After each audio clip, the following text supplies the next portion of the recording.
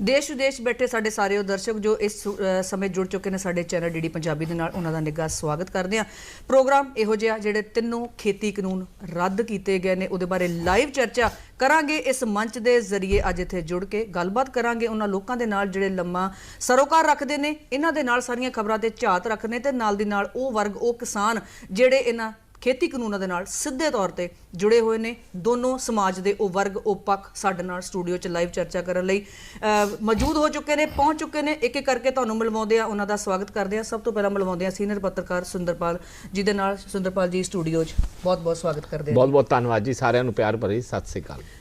अगली मुलाकात तुहाडी करवाउंदे आ, गलबात करवाउंदे आ किसान जसबीर सिंह जज होरां नाल। जसबीर जी स्टूडियो च बहुत बहुत स्वागत है जी। धन्यवाद जी। गलबात करांगे लाइव जुड़ के क्योंकि माहौल इदां दा है कि जो लंबे समय तो मंग किसानां दी चल रही सी, तीनों खेती कानूनां नूं रद्द करन दे लई आखिरकार संसद के इजलास दे विच ओह नेपरे चढ़ी है। तीनों कानून लोक सभा ते राज सभा दे विच सुंदरपाल जी रद्द कर दिते गए ने। एक इहो जिहा माहौल जे ते शायद लोकां नूं यकीन नहीं सी कि केंद्र सरकार कोई इदां दा फैसला भी लै सकदी है, ते आखिरकार वो फैसला हो गया। देखो पहला सारिਆਂ ਨੂੰ ਦਰਸ਼ਕਾਂ ਨੂੰ ਇਹ ਜ਼ਰੂਰੀ ਸਮਝਾਉਣਾ ਵੀ ਜ਼ਰੂਰੀ ਹੈ ਤੇ ਗੱਲ ਤੇ ਚਰਚਾ ਹੋਣੀ ਵੀ ਜ਼ਰੂਰੀ ਹੈ ਕਿ ਹਿੰਦੁਸਤਾਨ ਦੀ ਸਿਰਫ ਖੂਬਸੂਰਤੀ ਇੱਥੋਂ ਦਾ ਲੋਕਤੰਤਰ ਹੈ, ਇੱਥੋਂ ਦੀ ਜਨਤਾ ਹੈ, ਇੱਥੋਂ ਦੀ ਆਵਾਮ ਹੈ। ਉਹ ਆਵਾਮ ਹੀ, ਮੈਨੂੰ ਨਹੀਂ ਲੱਗਦਾ ਹਿੰਦੁਸਤਾਨ ਵਰਗੀ ਉਦਾਹਰਨ ਕਿਸੇ ਹੋਰ ਮੁਲਕ ਦੀ ਹੋਏਗੀ ਜਿੱਥੇ ਲੋਕ ਖੁੱਲ੍ਹ ਕੇ ਵੋਟਾਂ ਪਾਉਂਦੇ ਨੇ। ਸਗੋਂ ਸਰਕਾਰਾਂ ਕਹਿੰਦੀਆਂ ਕਿ ਖੁੱਲ੍ਹ ਕੇ ਵੋਟਾਂ ਪਾਓ ਜੀ। ਵੋਟਾਂ ਪਾਉਂਦੇ ਨੇ, ਹਰ ਇੱਕ ਨੂੰ ਬੋਲਣ ਦਾ ਅਧਿਕਾਰ ਹੈ, ਹਰ ਇੱਕ ਨੂੰ ਲਿਖਣ ਦਾ ਅਧਿਕਾਰ ਹੈ, ਹਰ ਇੱਕ ਨੂੰ ਜੀਣ ਦਾ ਅਧਿਕਾਰ ਹੈ, ਹਰ ਇੱਕ ਨੂੰ ਸਿੱਖਿਆ ਦਾ ਅਧਿਕਾਰ ਹੈ। ਕਈ ਮੁਲਕ ਇਹੋ ਜਿਹੇ ਜਿੱਥੇ ਬੋਲਣ ਦਾ ਅਧਿਕਾਰ ਨਹੀਂ ਹੈ। ਹਿੰਦੁਸਤਾਨ ਦੀ ਉਸ ਲੋਕਤੰਤਰ ਦਾ ਸਭ ਤੋਂ ਵੱਡਾ ਖੂਬਸੂਰਤ ਦਾ ਦਿਹਾੜਾ ਅੱਜ ਦਾ ਜੀ। ਆਵਾਮ ਨੇ ਆਵਾਜ਼ ਚੁੱਕੀ। ਹਿੰਦੁਸਤਾਨ ਦੇ ਪ੍ਰਧਾਨ ਮੰਤਰੀ ਨਰਿੰਦਰ ਮੋਦੀ ਜੀ ਨੇ ਉਸ ਆਵਾਮ ਦੀ ਆਵਾਜ਼ ਨੂੰ ਸੁਣਿਆ ਜੀ, ਔਰ ਜਿਹੜਾ ਗਤੀਰੋਧ ਜਿਹੜਾ ਆਪਸੀ ਕਈ ਦਿਨਾਂ ਤੋਂ ਖਿੱਚਾਤਾਣੀ ਚੱਲੀ ਆ ਰਹੀ ਸੀ ਉਸ ਨੂੰ ਵਿਰਾਮ ਦਿੰਦੇ ਹੋਏ ਖੁਦ ਉਹਨਾਂ ਨੇ ਵੱਡਾ ਦਿਲ, ਮੇਰਾ ਵਰਡ ਹੈਗਾ ਵੱਡਾ ਦਿਲ ਦਿਖਾਉਂਦੇ ਹੋਏ ਜੀ, ਜਿਹਨੂੰ ਅਸੀਂ ਬੜੱਪਨ ਕਹਿੰਦੇ ਪੰਜਾਬੀ ਚ, ਦਿਖਾਉਂਦੇ ਹੋਏ ਉਸ ਬਿੱਲਾਂ ਨੂੰ ਟੋਟਲ ਰੱਦ ਕਰਤਾ। ਜਿਹੜੇ ਬਿੱਲਾਂ ਦੇ ਉੱਤੇ ਲੋਕਾਂ ਨੂੰ, ਕਿਸਾਨਾਂ ਨੂੰ ਖਦਸ਼ਾ ਸੀ ਕਿ ਇਹਦੇ ਨਾਲ ਕਿਸਾਨੀ ਖਤਮ ਹੋ ਜਾਏਗੀ ਜੀ। ਕਿਸਾਨੀ ਨੂੰ ਬਚਾਉਣ ਲਈ ਅੱਜ ਦਾ ਦਿਹਾੜਾ लोक सभा च भी बिल पास होया, राज्य सभा च भी पास होया, और ये देश की एक खूबसूरती ते एक नवा इतिहास जी सिरजिया गया। क्योंकि जो लोकतंत्र की गल करते हैं असीं भारत की, तो लोकतंत्र का जिहड़ा इतिहास है वो कायम रहा है, तो आखिरकार जो आज़ादी है हर एक नूं गल करन दी, पक्ष रखने की पूरी हो गई है। जज साहब तुसीं किसानी दे नाल संबंधित हो, तीनों खेती कानून रद्द हो गए हैं क्योंकि किसानों की लंबे समय तो मंग सी, किस तरह का महसूस कर रहे हो इस चीज़ नूं लैके? मैं जी सब तो पहला तो देश के प्रधान मंत्री जी का बहुत बहुत धन्यवाद करदा, जिन्हों ने देर आए दुरुस्त आए किसानी नूं जिहड़े 3 बिल रद्द करके लोक सभा दे विच भी राज्य सभा दे विच भी ये बहुत वड्डा एक तोहफा दिता, तो मैं इन्हां दा बहुत शुक्रगुजार हाँ। तो मैं जिहड़े किसान जथेबंदियां किसान वीर ने जो काफ़ी अरसे तो संघर्ष दे विच लगे हुए ने, उन्होंने भी हुण चाहिए कि जे प्रधान मंत्री जी ने एड्डी वड्डी दिल दरियादिली विखाई है, तो उन्होंने भी हुण ये मन के ते अपना अंदोलन जिहड़ा वो रद्द करना चाहिए, छड्डना चाहिए जी, तो खुशी खुशी अपने घरां विच जाके अपने कामां नूं लगना चाहिए। तो मैं बहुत खुशी महसूस करदा कि बहुत इतिहासक फैसला लिया जिहड़ा प्रधानमंत्री जी ने आप झुक के जी। मैं तो यही कहांगा भी बहुत वधिया एक देश नूं टुटण तो बचा लिया, भाईचारे नूं टुटण तो बचा लिया जी। जिस तरह राजनीति की भी खेड खेडी जा रही सीगी भी किसानां दे विच जां होर भाईचारे दे नाल वो अपनी सियासत कर रहे सीगे, तो उन्होंने बहुत वधिया फैसला किया जी, बहुत अपनी दरियादिली दिखाई है। तो मैं धन्नवादी हाँ जी उन्होंने प्रधानमंत्री जी का भी ਤੇ ਕਿਸਾਨਾਂ ਦਾ ਵੀ। ਜੀ ਅਗਲੀ ਗੱਲ ਜਿਹੜੀ ਇਸ ਬਿੱਲਾਂ ਨੂੰ ਲੈ ਕੇ ਜਦੋਂ ਅਸੀਂ ਕਰਦੇ ਕਾਨੂੰਨ ਨੂੰ ਲੈ ਕੇ ਕਰਦੇ ਆ, ਰੌਲਾ ਕਿਉਂ ਪਿਆ, ਰੌਲਾ ਕਿੱਥੋਂ ਸ਼ੁਰੂ ਹੋਇਆ ਨਾ ਕਾਨੂੰਨਾਂ ਨੂੰ ਲੈ ਕੇ? ਸੁੰਦਰਪਾਲ ਜੀ, ਬਾਰ-ਬਾਰ ਇਹ ਜ਼ਿਹਨ 'ਚ ਇਹ ਸਵਾਲ ਜ਼ਰੂਰ ਆਉਂਦਾ ਜਦੋਂ ਸੰਘਰਸ਼ ਸ਼ੁਰੂ ਹੋਇਆ ਸੀ ਕਿ ਆਖਰਕਾਰ ਇਹਨਾਂ ਕਾਨੂੰਨਾਂ ਦੇ ਵਿੱਚ, ਬਿੱਲਾਂ ਦੇ ਵਿੱਚ ਅਜਿਹਾ ਕੀ ਸੀ ਜਿਹਦੇ ਕਰਕੇ ਸਰਕਾਰ ਇਹਨੂੰ ਲਾਗੂ ਕਰਨਾ ਚਾਹੁੰਦੀ ਸੀ? ਦੇਖੋ, ਜਿਹੜੀ ਸਭ ਤੋਂ ਵੱਡੀ ਸੋਚ ਹੈ ਨਾ, ਸੋਚ ਹੈ ਕਿ ਹਿੰਦੁਸਤਾਨ ਇੱਕ ਤਰੱਕੀ ਦੀ ਰਾਹ ਤੇ ਆ।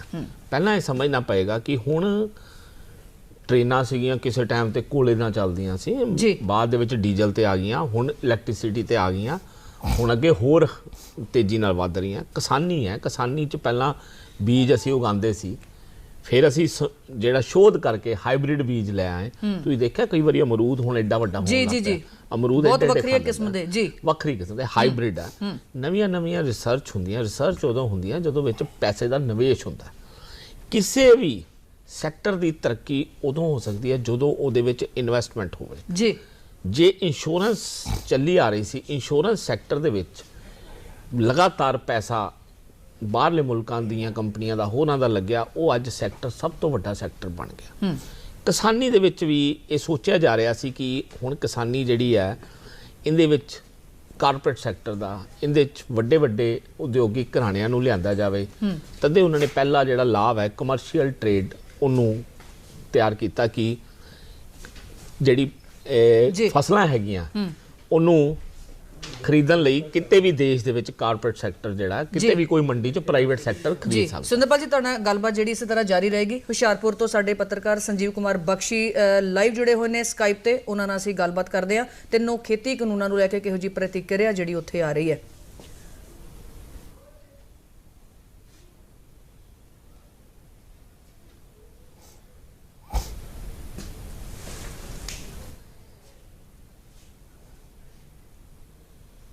जी बख्शी जी, स्टूडियो च स्वागत करते हैं जी। इन किसान बिल वापस लेने का फैसला लिया है, वो एक बड़ा ही महत्वपूर्ण फैसला है।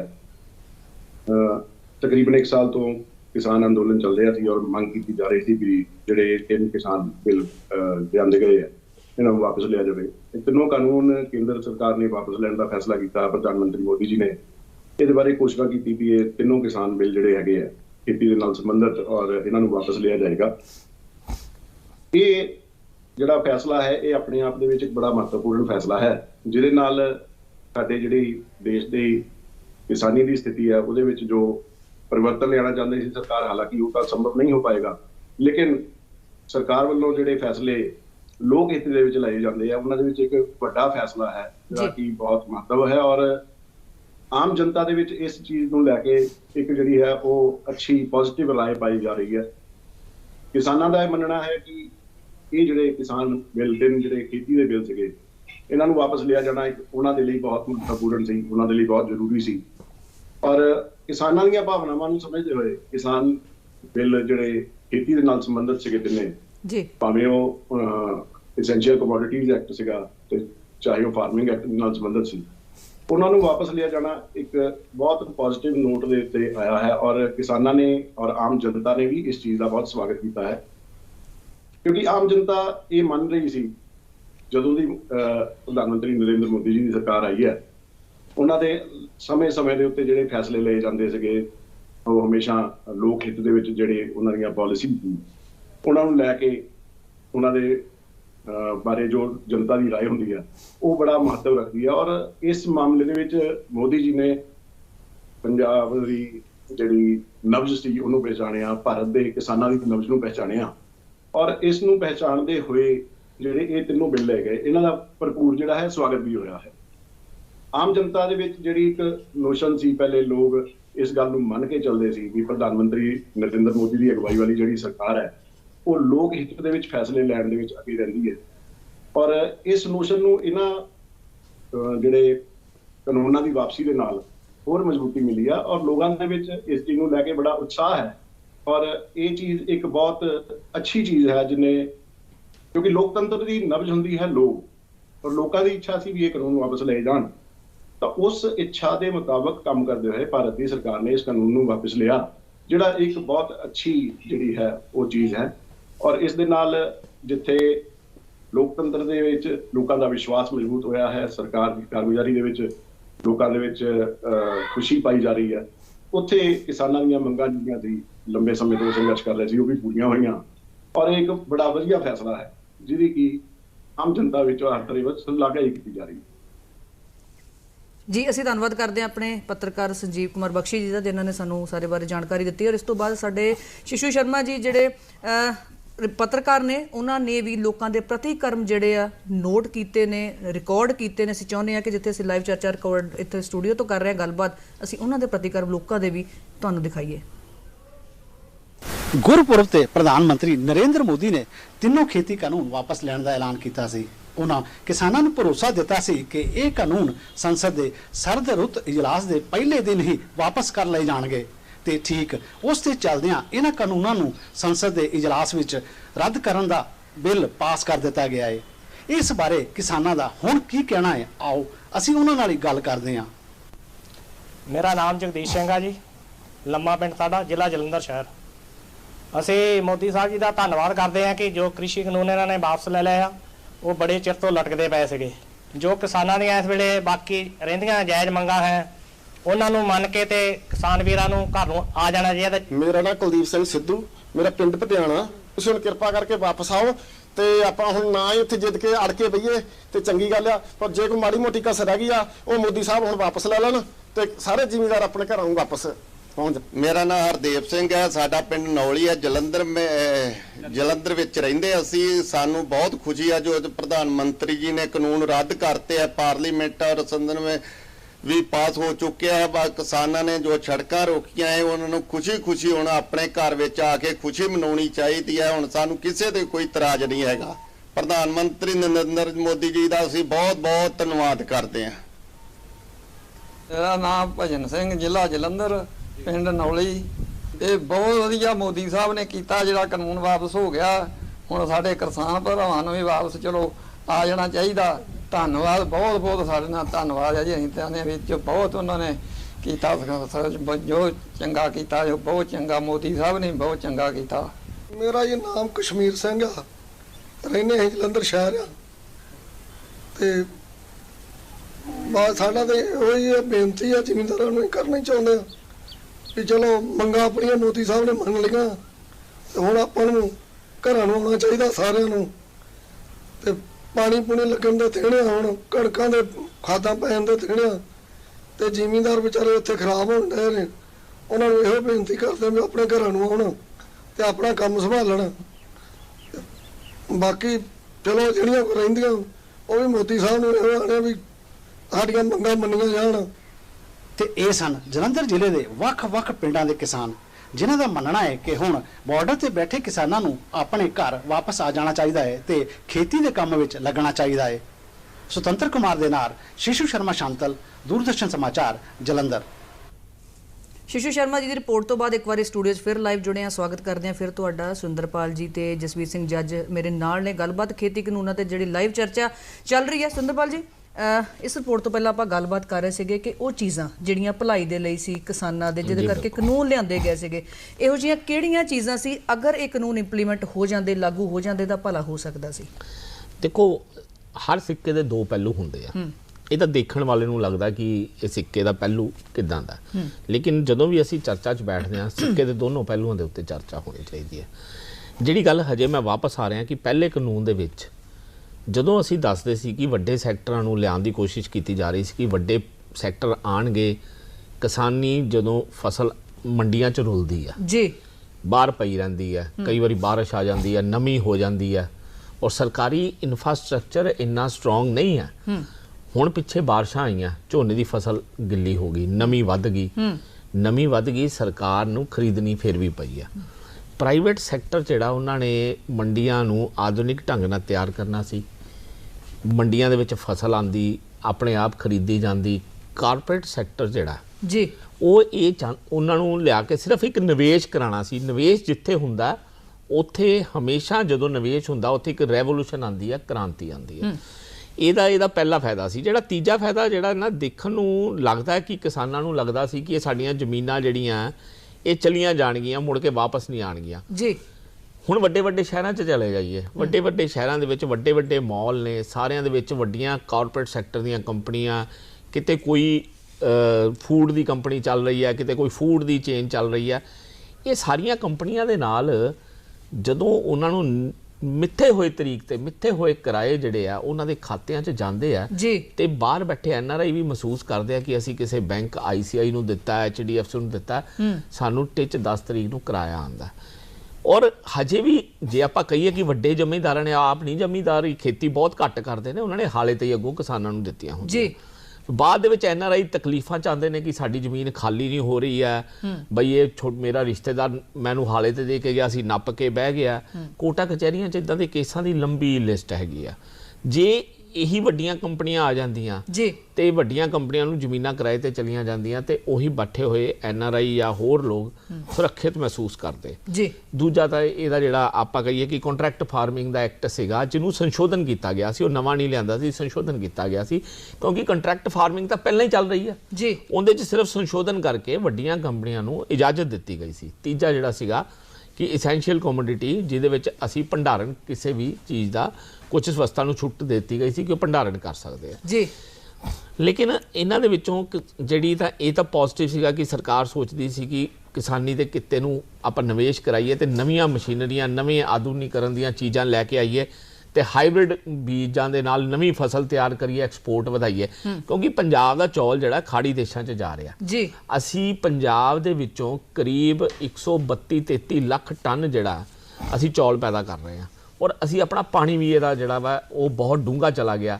ਪਾਣੀ ਜਿੱਥੇ 40 ਫੁੱਟ ਸੀ, 400-500 ਫੁੱਟ ਚਲਾ ਗਿਆ ਚੌਲ ਨੂੰ ਪੈਦਾ ਕਰਨ ਲੱਗਿਆ। ਸਰਕਾਰ ਚਾਹੁੰਦੀ ਸੀ ਨਵਾਂ ਨਿਵੇਸ਼ ਹੋਵੇ, ਹਾਈਬ੍ਰਿਡ ਚੀਜ਼ਾਂ ਤਿਆਰ ਹੋਣ। ਅਸੀਂ ਇਹ ਕਣਕ ਤੇ ਝੋਨੇ ਦੀ ਫਸਲ ਤੋਂ ਬਾਹਰ ਕੱਢ ਕੇ ਕਿਸਾਨਾਂ ਨੂੰ ਫਰੂਟ ਵੱਲ, ਹੋਰ ਗੰਨੇ ਵੱਲ, ਮੱਕੀ ਵੱਲ, ਉਹ ਚੀਜ਼ਾਂ ਵੱਲ ਲੈ ਕੇ ਚੱਲੀਏ। ਸੁੰਦਰਪਾਲ ਜੀ, ਮੈਂ ਚਾਹੁੰਦੀ ਕਿ ਕਿਉਂਕਿ ਨਾਲ ਜੱਜ ਸਾਹਿਬ ਵੀ ਬੈਠੇ ਨੇ, ਕਿਸਾਨੀ ਦੇ ਨਾਲ ਸੰਬੰਧਿਤ ਨੇ। ਜੱਜ ਸਾਹਿਬ, ਕੀ ਤੁਹਾਨੂੰ ਲੱਗਦਾ ਕਿ ਅਗਰ ਅਸੀਂ ਫਸਲੀ ਵਿਭਿੰਨਤਾ ਦੇ ਵੱਲ, ਜਿਹਨੂੰ ਫਸਲੀ ਚੱਕਰ ਆਪਾਂ ਪਿੰਡਾਂ 'ਚ ਕਹਿ ਦਿੰਦੇ ਆ, ਫਸਲੀ ਚੱਕਰ ਦੇ ਵੱਲ ਅਗਰ ਆਪਾਂ ਵਧਦੇ ਤਾਂ ਸ਼ਾਇਦ ਇਦਾਂ ਦੀਆਂ ਜਿਹੜੀਆਂ ਦਿੱਕਤਾਂ ਨੇ ਉਹ ਨਾ ਪੇਸ਼ ਆਉਂਦੀਆਂ, ਖੇਤੀ ਕਾਨੂੰਨਾਂ ਨੂੰ ਲੈ ਕੇ ਸਮਝ ਪਾਉਂਦੇ ਕਿਸਾਨ? ਦੇਖੋ ਜੀ, ਜਿਹੜੇ ਖੇਤੀ ਕਾਨੂੰਨ ਪਾਸ ਕੀਤੇ ਸੀਗੇ ਉਹ ਸਾਡੇ ਜਿਹੜੇ ਮੰਤਰੀ ਸੀਗੇ ਕੇਂਦਰ ਸਰਕਾਰ ਦੇ ਵਿੱਚ ਜਾਂ ਪ੍ਰਧਾਨ ਮੰਤਰੀ ਜੀ, ਉਹ ਸਮਝਾ ਨਹੀਂ ਸਕੇ ਕਿਸਾਨਾਂ ਨੂੰ ਜੀ। ਮਤਲਬ ਕੋਈ ਇਦਾਂ ਦੀ ਗੱਲ ਨਹੀਂ ਕਿ ਉਹ ਕਿਸਾਨਾਂ ਦੇ ਵਿਰੁੱਧ ਸੀਗੇ, ਪਰ ਉਹ ਸਮਝਾਉਣ ਦੇ ਵਿੱਚ ਕਿਤੇ ਨਾ ਕਿਤੇ ਦਿੱਕਤ ਆ ਗਈ ਹੈ ਜੀ। ਤੇ ਇਸ ਗੱਲ ਕਰਕੇ ਮੈਂ ਤਾਂ ਬਹੁਤ ਮਤਲਬ ਕਿ ਕਿਸਾਨ ਵੀਰਾਂ ਨੂੰ ਇਹੀ ਬੇਨਤੀ ਕਰਦਾ ਕਿ ਜੋ ਵੀ ਆਪਣੇ ਲਾਹੇਵੰਦ ਜੋ ਵੀ ਹੈਗੇ ਜੀ, ਫਸਲੀ ਚੱਕਰ ਦੀ ਆਪਾਂ ਗੱਲ ਕਰ ਰਹੇ ਕਿ ਜਿਹੜੀ ਬਦਲਵੀਂ ਫਸਲ ਜਿਹੜੀ ਸਾਨੂੰ ਵਧਣਾ ਚਾਹੀਦਾ ਉਹਦੇ ਵੱਲ। ਹਾਂਜੀ, ਝੋਨੇ ਤੇ ਇਹਦੇ ਉਦੋਂ ਛਿੜਕਾਰਾ ਪਾਉਣਾ ਚਾਹੀਦਾ ਜੀ। ਹੋਰ ਜਿਹੜੀਆਂ ਕਾਸਤਾਂ ਹੈਗੀਆਂ ਜੇ ਮਤਲਬ ਜੋ ਵੀ ਜੁੜੀਆਂ ਜੀ, ਉਹਨਾਂ ਵੱਲ ਧਿਆਨ ਦੇਣਾ ਚਾਹੀਦਾ ਜੀ, ਜਿਹੜੇ ਖੇਤੀ ਨੂੰ ਲਾਹੇਵੰਦ ਹੋਣ। ਤੇ ਮੈਂ ਇਸੇ ਕਰਕੇ ਮਤਲਬ ਇਹ ਚਾਹੁੰਦਾ ਕਿ ਜਿਹੜੇ ਝੋਨੇ ਦੇ ਚੱਕਰਾਂ 'ਚੋਂ ਇਹ ਕਿਸਾਨ ਵੀਰ ਬਾਹਰ ਆਉਣ। ਤੇ ਜਿੱਦਾਂ ਇਹਨਾਂ ਨੇ ਕਿਹਾ ਤੇ ਪਾਣੀ ਵੀ ਬਹੁਤ ਆਪਣਾ ਪੰਜਾਬ ਦਾ ਥੱਲੇ ਲੈਵਲ ਤੇ ਜਾਈ ਜਾਂਦਾ ਪਿਆ ਜੀ। ਇਸ ਕਰਕੇ ਥੋੜਾ ਫਸਲਾਂ ਨੂੰ ਵੀ ਫਸਲੀ ਚੱਕਰ ਨੂੰ ਸਾਨੂੰ ਅਪਣਾਉਣਾ ਚਾਹੀਦਾ। ਗੱਲਬਾਤ ਲਾਈਵ ਸਟੂਡੀਓ ਤੇ ਇਸੇ ਤਰ੍ਹਾਂ ਚਰਚਾ ਜਾਰੀ ਰਹੇਗੀ। ਫਾਜ਼ਿਲਕਾ ਤੋਂ ਕੁਝ ਕਿਸਾਨ ਸਾਡੇ ਨਾਲ ਜੁੜੇ ਹੋਏ ਨੇ, ਉਹਨਾਂ ਦੀਆਂ ਪ੍ਰਤੀਕਿਰਿਆਵਾਂ ਜਿਹੜੀਆਂ ਨੋਟ ਕੀਤੀਆਂ, ਰਿਕਾਰਡ ਕੀਤੀਆਂ ਗਈਆਂ ਨੇ ਸਾਡੀ ਟੀਮ ਵੱਲੋਂ, ਆਓ ਵੀ ਦਿਖਾਉਂਦੇ ਆ ਤੁਹਾਨੂੰ। ਜਗਦੀਸ਼ ਸਿੰਘ ਨਾਮ, ਮੌਜੂਦਾ ਸਰਪੰਚ ਪੱਕਾ ਚਸ਼ਤੀ ਦਾ ਰਹਿਣ ਵਾਲਾ ਜੀ। ਰੱਦ ਕਰਤੇ ਬਹੁਤ ਵਧੀਆ ਕੀਤਾ ਜੀ, ਸਾਡੇ ਕੋਈ ਮਿਹਨਤ ਸਾਨੂੰ ਪੱਲੇ ਪੈ ਗਈ ਆ। ਜਿਹੜੇ ਸਾਡੇ ਬਜ਼ੁਰਗ ਕੋਈ ਲੇਡੀ ਸਭ ਉੱਥੇ ਬੈਠੇ ਜੀ, ਤੰਬੂ ਲਾ ਕੇ ਬੈਠੇ ਆ, ਟਰਾਲੀਆਂ ਲਗਾਏ ਆ।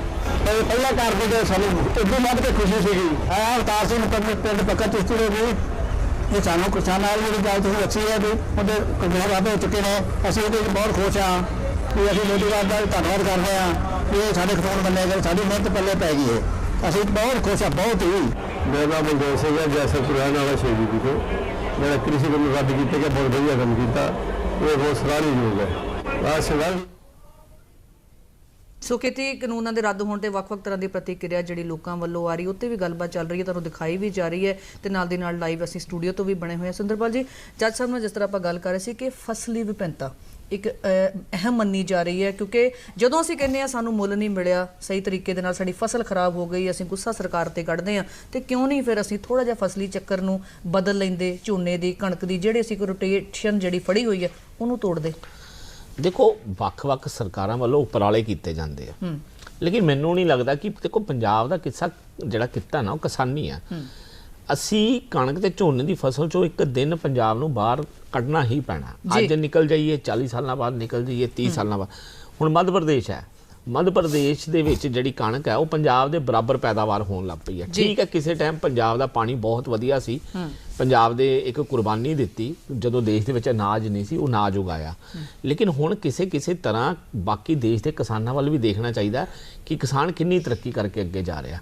ਅਸੀਂ ਉਹੀ ਟਰੈਕਟਰ, ਉਹੀ ਬੈਲ ਗੱਡੀਆਂ ਦੇ ਵਿੱਚੋਂ ਨਿਕਲ ਕੇ ਟਰੈਕਟਰਾਂ ਤੇ ਆ ਗਏ ਹਾਂ। ਲੇਕਿਨ ਇਹ ਵੀ ਦੇਖਣਾ ਚਾਹੀਦਾ ਟਰੈਕਟਰਾਂ ਤੋਂ ਅੱਗੇ ਅਸੀਂ ਹੋਰ ਵਧੀਆ ਤਰੀਕੇ ਨਾਲ ਚੱਲੀਏ। ਪੰਜਾਬ ਦਾ ਆਲੂ ਹੈ, ਤੁਸੀਂ ਆਲੂ ਦੀ ਜਿਹੜੀ ਹੈ ਕਿੰਨੀ ਪ੍ਰੋਡਕਸ਼ਨ ਹੋ ਰਹੀ ਹੈ ਔਰ ਕਿੰਨੀ ਅੱਗੋਂ ਖਪਤ ਵੀ ਹੋ ਰਹੀ ਹੈ। ਹੁਣ ਆਲੂ ਦੀ ਜਿਹੜੀ ਹੈ ਮਾਰਕੀਟ ਜਿਹੜੀ ਆ ਉਹ ਵੀ 40-50 ਰੁਪਏ ਜਿਹੜੀ ਆਪਾਂ ਖੁਦਰਾ ਮਾਰਕੀਟ ਜਿਹਨੂੰ ਅਸੀਂ ਰਿਟੇਲ ਕਹਿੰਦੇ ਉਹਦੇ ਵਿੱਚ ਜਾਂਦਾ ਪਿਆ। ਜੇ ਆਪਾਂ ਪੌਪਕੌਰਨ ਹੈ, ਸਿਨੇਮਾ ਥੀਏਟਰਾਂ 'ਚ ਚੱਲਦੇ ਆ, ਸਵੀਟ ਕੌਰਨ ਹੈਗੇ ਆ, ਹਰ ਜਗ੍ਹਾ ਯੂਜ਼ ਹੋ ਰਿਹਾ, ਈਵਨ ਐਕਸਪੋਰਟ ਹੋ ਰਿਹਾ। ਮਟਰ ਹੈ, ਹੁਣ ਦੇਖੋ ਏਸ਼ੀਆ ਦਾ ਸਭ ਤੋਂ ਜ਼ਿਆਦਾ ਮਟਰ ਕਿੱਥੇ ਤਿਆਰ ਹੁੰਦਾ? ਆਪਣੇ ਦੁਆਬਾ ਦੇ ਖੇਤਰ 'ਚ ਹੁੰਦਾ ਔਰ ਹੁਸ਼ਿਆਰਪੁਰ ਦੀ ਸਾਰੀ ਬੈਲਟ 'ਚ ਅਸੀਂ ਐਕਸਪੋਰਟ ਕਰਦੇ ਮਟਰ, ਫਰੋਜ਼ਨ ਮਟਰ ਜਾ ਰਿਹਾ। ਇਹ ਪੰਜਾਬ ਦੇ ਕਿਸਾਨ ਫਿਰ ਉਹ ਇਹਦੇ ਨਾਲੋਂ ਉਹਦੀ ਪੈਦਾਵਾਰ ਵੀ ਵੱਧ ਹੈ ਤੇ ਕਮਾਈ ਵੀ ਵੱਧ ਹੈ। ਪੰਜਾਬ ਦੇ ਵਿੱਚ ਕਾਟਨ ਹੈ, ਕਪਾਹ ਦੀ ਫਸਲ ਹੈ, ਮੱਕੀ ਜਿਹਨੂੰ ਹੁਣ ਕਹਿ ਕੇ ਹਟਿਆ, ਇਹਨਾਂ ਨੂੰ ਫਸਲਾਂ ਨੂੰ ਪ੍ਰਮੋਟ ਕਰਨਾ ਚਾਹੀਦਾ। ਹਾਰਟੀਕਲਚਰ ਡਿਪਾਰਟਮੈਂਟ ਹੈਗਾ ਪੰਜਾਬ ਦਾ, ਇਹਨੂੰ ਲੱਗਣਾ ਚਾਹੀਦਾ। ਕੇਂਦਰ ਸਰਕਾਰ ਵੀ ਉਪਰਾਲਾ ਕਰੇ, ਰਲ ਕੇ ਹੰਬਲਾ ਮਾਰੀਏ, ਕਿਉਂਕਿ ਅਸੀਂ ਆਉਣ ਵਾਲੀ ਪੀੜ੍ਹੀ ਨੂੰ ਕੀ ਦੇ ਕੇ ਜਾ ਰਹੇ ਹਾਂ? ਅਸੀਂ ਆਉਣ ਵਾਲੀ ਪੀੜ੍ਹੀ ਨੂੰ 400-500 ਫੁੱਟ ਪਾਣੀ ਥੱਲੇ ਦੇ ਕੇ ਜਾ ਰਹੇ ਹਾਂ। ਅਸੀਂ ਆਉਣ ਵਾਲੀ ਪੀੜ੍ਹੀ ਨੂੰ ਕੈਂਸਰ ਗਿਫਟ ਦੇ ਕੇ ਜਾ ਰਹੇ ਹਾਂ। ਜਿੰਨਾ ਅਸੀਂ ਪੈਸਟੀਸਾਈਡ ਯੂਜ਼ ਕਰ ਰਹੇ ਹਾਂ, ਜਿੰਨਾ ਅਸੀਂ ਕੁਝ ਕਰ ਰਹੇ ਹਾਂ, ਇਹ ਸਾਰਾ ਜ਼ਮੀਨ ਦੇ ਵਿੱਚ ਜਾ ਕੇ ਸਾਡੀ ਉਪਜਾਊ ਮਿੱਟੀ ਨੂੰ ਵੀ ਖਰਾਬ ਕਰ ਰਿਹਾ ਔਰ ਸਾਡੀ ਜਿਹੜੀ ਆਉਣ ਵਾਲੀ ਪੀੜ੍ਹੀ ਆ ਉਹਨੂੰ ਕੈਂਸਰ ਗਿਫਟ ਵੀ ਕਰ ਰਿਹਾ। ਸੋ ਕਿਤੇ ਨਾ ਕਿਤੇ ਪੰਜਾਬ ਦੀ ਜਵਾਨੀ ਨੂੰ ਬਚਾਉਣ ਲਈ, ਪੰਜਾਬ ਦੀ ਅੱਗੋਂ ਕਿਸਾਨੀ, ਦੇਖੋ ਲੰਬੇ ਟਾਈਮ ਇਹ ਨਹੀਂ ਚੱਲ ਸਕਦੇ ਸਿਸਟਮ। ਇਹਦੇ ਵਿੱਚ ਕਿਤੇ ਨਾ ਕਿਤੇ ਵੱਡੇ ਘਰਾਣਿਆਂ ਨੂੰ ਜਾਂ ਵੱਡੇ ਘਰਾਣੇ ਨਾ ਵੀ ਆਣ, ਅਸੀਂ ਆਪਣੀਆਂ ਫਸਲਾਂ ਨੂੰ ਚੇਂਜ ਕਰਕੇ, ਹੁਣ ਜੇ ਆਪਾਂ ਕਣਕ ਦੀ ਫਸਲ ਹੈ, ਕਣਕ ਦੀ ਫਸਲ 'ਚੋਂ ਅਸੀਂ ਜਿੰਨਾ ਮਰਜ਼ੀ ਪੈਸਾ ਕਮਾ ਲਈਏ, ਮੈਨੂੰ ਲੱਗਦਾ ਹੈ ਕਣਕ ਦੀ 170 ਲੱਖ ਮੈਟ੍ਰਿਕ ਟਨ ਪੰਜਾਬ ਦੇ ਵਿੱਚ ਪੈਦਾਵਾਰ ਜਿਹੜੀ ਆ ਕਣਕ ਦੀ ਹੁੰਦੀ ਹੈ। ਲੇਕਿਨ ਜੇ ਅਸੀਂ ਇਹਦੀ ਜਗ੍ਹਾ ਹੋਰ ਫਰੂਟ ਦੀ ਖੇਤੀ ਕਰੀਏ, ਫਰੂਟ ਦੀ ਜੂਸ ਦੀਆਂ ਕੰਪਨੀਆਂ ਇੰਡੀਆ ਦੀ ਇੱਥੇ ਲੱਗਣ ਤੇ ਕਿੰਨਾ ਕੁਝ ਨਹੀਂ ਹੋ ਸਕਦਾ। ਅੱਜ ਨਹੀਂ ਤਾਂ ਕੱਲ ਸਾਨੂੰ ਇਹ ਵਿਭਿੰਨਤਾ ਦੇ ਵੱਲ, ਫਸਲੀ ਚੱਕਰ ਤੋਂ ਬਿਨਾਂ ਹੋਰ ਸਾਰੀਆਂ ਜਿਹੜੀਆਂ ਸਾਡੇ ਕੋਲ ਆਪਸ਼ਨਸ ਨੇ ਉਹਨਾਂ ਵੱਲ ਵਧਣਾ ਪਏਗਾ। ਗੱਲਬਾਤ ਇਸੇ ਤਰ੍ਹਾਂ ਲਾਈਵ ਸਟੂਡੀਓ ਤੋਂ ਜਾਰੀ ਰੱਖਾਂਗੇ। ਗੁਰਦਾਸਪੁਰ ਤੋਂ ਕੁਝ ਕਿਸਾਨ ਸਾਡੇ ਨਾਲ ਫਿਰ ਜੁੜੇ ਨੇ ਸਟੂਡੀਓ 'ਚ, ਪ੍ਰਤੀਕਿਰਿਆ ਉਹਨਾਂ ਦੀ ਵੀ ਰਿਕਾਰਡ ਕੀਤੀ ਗਈ ਹੈ, ਉਹ ਵੀ ਤੁਹਾਨੂੰ ਨਾਲ ਸਾਂਝੀ ਕਰਦੇ ਹਾਂ। ਸਰਕਾਰ ਨੇ ਜਿਹੜੇ ਇਹ ਬਿੱਲ ਅੱਜ ਵਿਧਾਨਕ ਤੌਰ ਤੇ ਜਿਹੜੇ ਉਹ ਵਾਪਸ ਲੈ ਲਏ ਆ, ਜਿਹਦਾ ਸਮੁੱਚੇ ਕਿਸਾਨ ਵਰਗ ਵਿੱਚ, ਕਿਰਤੀ ਵਰਗ ਵਿੱਚ, ਆਮ ਲੋਕਾਂ ਵਿੱਚ ਵੱਡਾ ਜਿਹੜਾ ਪ੍ਰਭਾਵ ਗਿਆ ਵਾ। ਅਸੀਂ ਆਪਣੇ ਵੱਲੋਂ ਸੰਯੁਕਤ ਮੋਰਚੇ ਵੱਲੋਂ ਕੇਂਦਰ ਸਰਕਾਰ ਦੇ ਪ੍ਰਧਾਨ ਮੰਤਰੀ ਨਰਿੰਦਰ ਮੋਦੀ ਦੇ ਧੰਨਵਾਦੀ ਆ ਕਿ ਉਹਨਾਂ ਨੇ ਦੇਰ ਆਏ ਦਰੁਸਤ ਆਏ ਇੱਕ ਵਧੀਆ ਫੈਸਲਾ ਲਿਆ ਵਾ, ਜਿਹਦੇ ਨਾਲ ਕਿਸਾਨਾਂ ਦੀ ਜਿਹੜੀ ਲੰਮੇ ਸਮੇਂ ਦੀ ਇੱਕ ਵੱਡੀ ਮੁਸ਼ਕਲ ਬਣੀ ਹੋਈ ਸੀ ਉਹ ਵੀ ਹੱਲ ਹੋ ਗਈ ਆ ਔਰ ਕਿਸਾਨਾਂ ਦੇ ਜਿਹੜੇ ਤੌਖਲੇ ਸੀ ਖੇਤੀ ਨੂੰ ਲੈ ਕੇ ਉਹ ਵੀ ਦੂਰ ਹੋਏ। ਬਹੁਤ ਖੁਸ਼ੀ ਦੀ ਗੱਲ ਆ। ਮੋਦੀ ਸਾਹਿਬ ਨੂੰ ਔਰ ਪੂਰੇ ਦੇਸ਼ ਨੂੰ ਅਸੀਂ ਮੁਬਾਰਕ ਦਿੰਦੇ ਆ ਤੇ ਕਿਉਂਕਿ ਜੇ ਦੇਰ ਆਈ ਆ ਤੇ ਦਰੁਸਤ ਆਈ ਆ। ਬਾਕੀ ਆਸ ਕਰ ਰਹੇ ਆ ਮੋਦੀ ਸਾਹਿਬ ਦੇ ਉੱਤੇ ਤੇ ਜਿਹੜੇ ਉਹਨਾਂ ਦੇ ਬਾਕੀ ਵੀ ਜਿਹੜੇ ਮੰਗਾਂ ਨੇ ਉਹ ਵੀ ਉਹ ਪੂਰੀਆਂ ਕਰਨਗੇ।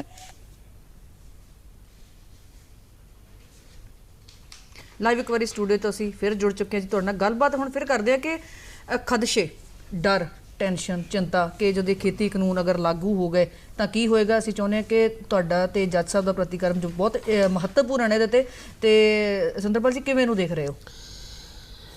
ਨਵਜੋਤ ਜੀ, ਪਹਿਲੀ ਗੱਲ ਹੈਗੀ ਹੈ ਕਿ ਖਦਸ਼ਾ ਕਿਸਾਨਾਂ ਨੂੰ ਇਹੀ ਡਰ ਸੀ ਔਰ ਪ੍ਰਧਾਨ ਮੰਤਰੀ ਨਰਿੰਦਰ ਮੋਦੀ ਨੇ ਜਿੱਦਣ ਇਹ ਕੇਸਾਂ ਨੂੰ ਆਪਣੇ ਸ਼੍ਰੀ ਗੁਰੂ ਨਾਨਕ ਦੇਵ ਜੀ ਦੇ ਪ੍ਰਕਾਸ਼ ਉਤਸਵ ਤੇ ਵਾਪਸ ਲੈਣ ਦੀ ਘੋਸ਼ਣਾ ਕੀਤੀ ਜੀ, ਤੇ ਉਸ ਦਿਨ ਜਿਹੜੇ ਸਾਰੇ ਖਦਸ਼ੇ ਸੀ ਉਹ ਕਿਸਾਨਾਂ ਦੇ ਦੂਰ ਹੋ ਗਏ। ਲੇਕਿਨ ਜ਼ਰੂਰੀ ਹੈ ਕਿ ਖਦਸ਼ੇ ਕੀ ਸਨ, ਕਿਉਂਕਿ ਉਹਨਾਂ ਨੇ ਇੱਕ ਗੱਲ ਜ਼ਰੂਰ ਕਹੀ ਕਿ ਅਸੀਂ ਇਹਨਾਂ ਨੂੰ ਕਿਸਾਨਾਂ ਤੱਕ ਸਹੀ ਢੰਗ ਨਾਲ ਸਮਝਾ ਨਹੀਂ ਪਾਏ ਔਰ ਜਸਵੀਰ ਜੀ ਨੇ ਵੀ ਇਹੀ ਕਿਹਾ ਕਿ ਕਿਸਾਨਾਂ ਤੱਕ ਇਹ ਚੀਜ਼ਾਂ ਪਹੁੰਚ ਨਹੀਂ ਪਾਈਆਂ ਢੰਗ ਨਾਲ। ਖਦਸ਼ਾ ਸਭ ਤੋਂ ਵੱਡਾ ਤਾਂ ਇਹ ਸੀ ਕਿ ਕਿਸਾਨ ਡਰ ਗਏ ਸੀ। ਉਹਨਾਂ ਦੇ ਵਿੱਚ ਇੰਨਾ ਕੁ ਡਰ ਪਾ ਦਿੱਤਾ ਗਿਆ ਕਿ ਤੁਹਾਡੀਆਂ ਜ਼ਮੀਨਾਂ ਜਿਹੜੀਆਂ ਤੁਸੀਂ ਆਪ ਇੱਥੇ ਹੁਣ ਜ਼ਮੀਨਾਂ 'ਚ ਕਿਰਾਏਦਾਰ ਬਣ ਕੇ ਰਹਿ ਜਾਓਗੇ ਜੀ, ਤੁਸੀਂ ਆਪ ਜ਼ਮੀਨਾਂ ਦੇ ਉੱਤੇ ਕਾਮੇ ਬਣ ਕੇ ਰਹਿ ਜਾਓਗੇ, ਮਾਲਕ ਕੋਈ ਹੋਰ ਬਣ ਜਾਣਾ। ਕਿ ਵੱਡੀਆਂ ਵੱਡੀਆਂ ਕੰਪਨੀਆਂ ਨੇ ਇੰਨੀਆਂ ਜਗ੍ਹਾ ਕਿਰਾਏ ਤੇ ਸ਼ਹਿਰਾਂ 'ਚ ਲਿੱਤੀਆਂ ਹੋਈਆਂ ਨੇ ਤੇ ਉਹ ਉਹਨਾਂ ਦੇ ਮਾਲਕ ਜਿਹੜੇ ਆ ਉਹ ਕਾਮੇ ਬਣ ਗਏ ਨੇ। ਸਗੋਂ ਵੱਡੀਆਂ ਕੰਪਨੀਆਂ ਆਉਣ ਦੇ ਨਾਲ ਵਾਈਟ ਇਨਕਮ ਕਿਸਾਨਾਂ ਦੇ ਖਾਤਿਆਂ 'ਚ ਆਣੀ ਸੀ ਜੀ ਔਰ ਕਿਸਾਨੀ ਵਾਲੇ ਜਿਹੜੇ ਆ ਹੋਰ ਧੰਦਿਆਂ ਦੇ ਵਿੱਚ ਉਹਨਾਂ ਨੂੰ ਪੈਸਾ ਲਾ ਸਕਦੇ। ਜੀ ਜਸਵਿੰਦਰ ਭਾਈ ਚਾਹੁੰਦੇ ਕਿ ਜਸਵੀਰ ਜੀ ਤੁਸੀਂ ਜ਼ਰੂਰ ਇਸ ਗੱਲ ਤੇ, ਕਿਉਂਕਿ ਕਿਸਾਨੀ ਨਾਲ ਸੰਬੰਧਿਤ ਹੋ, ਕਿਸਾਨ ਹੋ, ਤੇ ਕੀ ਕਹਿਣਾ ਚਾਹੁੰਦੇ ਹੋ ਕਿ ਕਿਸ ਤਰ੍ਹਾਂ ਦਾ ਡਰ ਸੀ ਜਿਹਨੂੰ ਕਰਕੇ ਅਸੀਂ ਐਡਾ ਲੰਬਾ ਪ੍ਰੋਟੈਸਟ ਜਿਹੜਾ ਚੱਲਿਆ, 1 ਸਾਲ ਤੱਕ ਅੰਦੋਲਨ ਖਿੱਚਿਆ ਗਿਆ? ਦੇਖੋ ਜੀ, ਡਰ ਮਹਿਸੂਸ ਇਹ ਕਰ ਰਹੇ ਸੀਗੇ ਜੀ ਕਿ ਸਾਡੀਆਂ ਜ਼ਮੀਨਾਂ ਦੇ ਉੱਤੇ ਜਿਹੜੇ ਉਹ ਕਾਬਜ਼ ਹੋ ਜਾਣਗੇ ਜਾਂ ਸਾਡੀਆਂ ਫਸਲਾਂ ਦੇ ਰੇਟ ਨਹੀਂ ਪੈਣਗੇ ਜਾਂ ਕਿਸੇ ਪ੍ਰਾਈਵੇਟ ਹੱਥਾਂ 'ਚ ਫਸਲ ਜਾਏਗੀ, ਉਹ ਆਪਣੀ ਮਰਜ਼ੀ ਨਾਲ ਚੁੱਕਣਗੇ ਜੀ। ਬਸ ਇਸ ਗੱਲ ਦਾ ਡਰ ਸੀਗਾ ਤੇ ਉਹ ਹੁਣ ਡਰ ਜਿਹੜਾ ਦੂਰ ਹੋ ਗਿਆ ਤੇ ਕਿਸਾਨ ਵੀਰ ਜਿਹੜੇ ਆ ਉਹ ਅੱਜ ਦੇ ਦਿਨ ਬਹੁਤ ਖੁਸ਼ ਹੈ। ਇੱਕ ਇਤਿਹਾਸਕ ਦਿਨ ਬਣ ਗਿਆ। ਠੀਕ ਹੈ ਜੀ। ਤੇ ਇਸ ਗੱਲ ਕਰਕੇ ਜਿਹੜਾ ਡਰ ਅੱਜ ਮੋਦੀ ਸਾਹਿਬ ਨੇ ਜੋ ਐਲਾਨ ਕਰ ਦਿੱਤਾ, ਜੋ ਕਾਨੂੰਨੀ ਤੌਰ ਤੇ ਪਾਸ ਕਰ ਦਿੱਤੇ ਨੇ, ਤੇ ਮੇਰਾ ਖਿਆਲ ਹੈ ਕਿ ਸਾਰੇ ਹੀ ਕਿਸਾਨ ਖੁਸ਼ ਨੇ ਜੀ, ਤੇ ਡਰ ਉਹਨਾਂ ਦਾ ਜਿਹੜਾ ਉਹ ਦੂਰ ਹੋ ਚੁੱਕਾ ਹੈ। ਗੱਲਬਾਤ ਜਿਹੜੀ ਇਸੇ ਤਰ੍ਹਾਂ ਸਟੂਡੀਓ 'ਚ ਚੱਲ ਰਹੀ ਹੈ, ਪਰ ਨਾਲ ਸਾਡੇ ਹੁਸ਼ਿਆਰਪੁਰ ਦੇ ਵੀ ਕੁਝ ਕਿਸਾਨ ਜਿਹੜੇ ਜੁੜੇ ਹੋਏ ਨੇ, ਉਹ ਕੀ ਸੋਚਦੇ ਨੇ, ਕੀ ਕਹਿੰਦੇ ਨੇ ਅੱਜ ਦੇ ਦਿਨ ਬਾਰੇ, ਤੁਹਾਨੂੰ ਦਿਖਾਉਂਦੇ ਹਾਂ।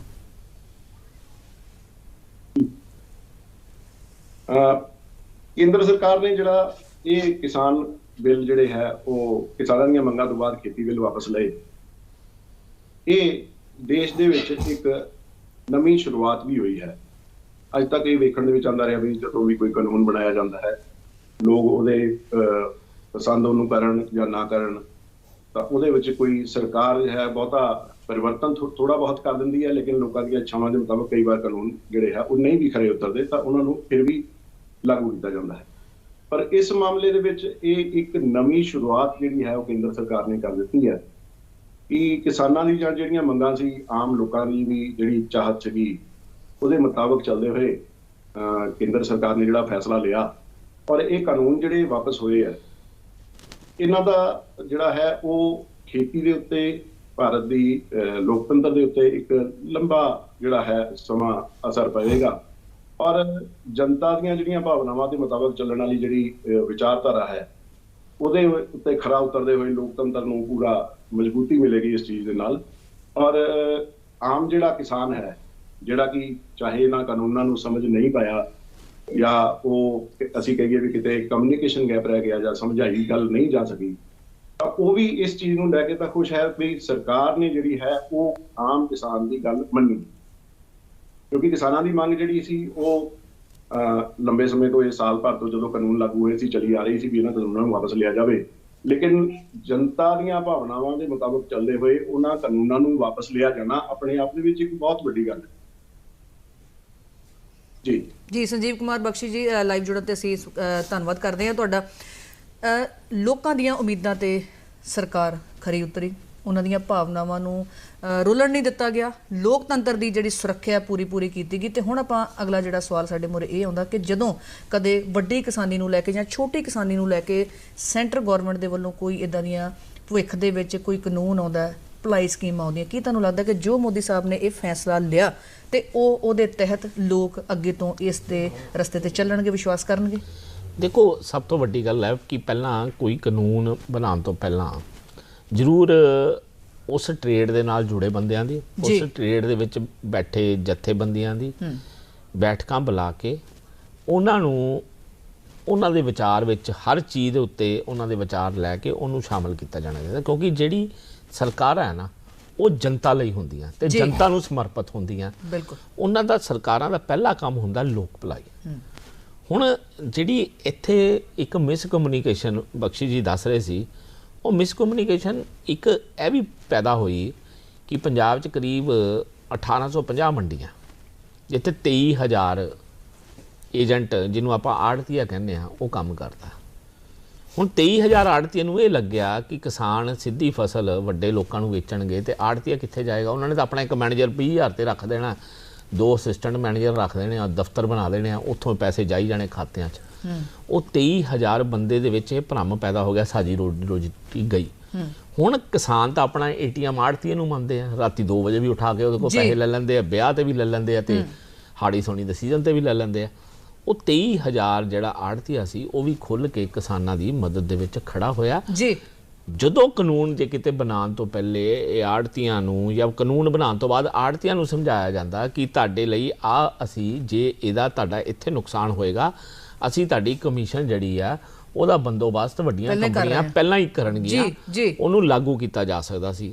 ਸੋ ਇਹ ਸਾਰੀਆਂ ਚੀਜ਼ਾਂ ਹੁਣ ਜਿਵੇਂ ਭਵਿੱਖ ਦੇ ਵਿੱਚ ਕਾਨੂੰਨ ਬਣਨਗੇ ਔਰ ਮੈਨੂੰ ਉਮੀਦਾਂ ਹੈਗੀਆਂ ਕਿ ਜਿਵੇਂ ਪ੍ਰਧਾਨ ਮੰਤਰੀ ਨਰਿੰਦਰ ਮੋਦੀ ਨੇ ਵੱਡਾ ਦਿਲ ਦਿਖਾਇਆ ਕਿ ਅਸੀਂ ਇਹਨੂੰ ਜਨਤਾ ਨੂੰ ਸਮਝਾ ਨਹੀਂ ਸਕੇ, ਕਿਸਾਨਾਂ ਤੱਕ ਪਹੁੰਚ ਨਹੀਂ ਸਹੀ ਢੰਗ ਨਾਲ ਹੋਈ, ਅੱਗੋਂ ਕਿਸਾਨਾਂ ਤੱਕ ਪਹੁੰਚ ਹੋਏਗੀ। ਕਿਸਾਨ ਵੀ ਚਾਹੁੰਦੇ ਆ ਕਿ ਅਸੀਂ ਤਰੱਕੀ ਕਰੀਏ, ਠੀਕ ਹੈ ਨਾ, ਕਿਸਾਨ ਵੀ ਚਾਹੁੰਦਾ ਅਸੀਂ ਤਰੱਕੀ ਕਰੀਏ। ਜਦੋਂ ਯੂਰੋਪੀਅਨ ਖੇਤਾਂ ਵਿੱਚ ਦੇਖੀਦਾ ਵੱਡੇ ਵੱਡੇ ਹੋਰ ਜਿਹੜੀਆਂ ਸਫਲ ਦੇਸ਼ ਆ, ਵਿਕਾਸਸ਼ੀਲ ਦੇਸ਼ ਆ, ਉਹਨਾਂ 'ਚ ਖੇਤੀ ਦੇਖਦੇ ਨੇ ਕਿਸਾਨ ਤੇ ਉਹ ਵੀ ਉਤਸ਼ਾਹਤ ਹੁੰਦੇ ਨੇ। ਬਿਲਕੁਲ ਸਹੀ, ਕਿਉਂਕਿ ਜਿਹੜਾ ਦੇਸ਼ ਹੈ ਉਹ ਤਾਂ ਹੀ ਚੱਲਦਾ ਜਦੋਂ ਸਰਕਾਰਾਂ ਤੇ ਲੋਕ ਇੱਕੋ ਧਿਰ ਦੇ ਵਿੱਚ ਇੱਕੋ ਧਾਗੇ 'ਚ ਪਰੋ ਕੇ ਚੱਲਦੇ ਨੇ ਤੇ ਉੱਨਤੀ ਵੱਲ, ਤਰੱਕੀ ਦੇ ਵੱਲ ਵੱਧਦੇ ਆ। ਸੋ ਅਸੀਂ ਧੰਨਵਾਦ ਕਰਦੇ ਹਾਂ ਸੁੰਦਰਪਾਲ ਜੀ ਦਾ, ਜਸਬੀਰ ਸਿੰਘ ਜੀ ਤੁਹਾਡਾ ਸਟੂਡੀਓ 'ਚ ਲਾਈਵ ਜੁੜਨ ਦੇ ਲਈ। ਅੱਜ ਦੇ ਮੁੱਖ ਜਿਹੜੀ ਗੱਲਬਾਤ ਜਿਹੜੀ ਸੀਗੀ ਖੇਤੀ ਕਾਨੂੰਨਾਂ ਦੇ ਰੱਦ ਹੋਣ ਤੇ ਲਾਈਵ ਸਾਡੇ ਨਾਲ ਚਰਚਾ ਕਰਨ ਦੇ ਲਈ ਬਹੁਤ ਬਹੁਤ ਧੰਨਵਾਦ। ਸਾਡੇ ਦਰਸ਼ਕਾਂ ਦਾ ਵੀ ਸਾਡੇ ਨਾਲ ਲਾਈਵ ਜੁੜਨ ਲਈ ਬਹੁਤ ਬਹੁਤ ਧੰਨਵਾਦ।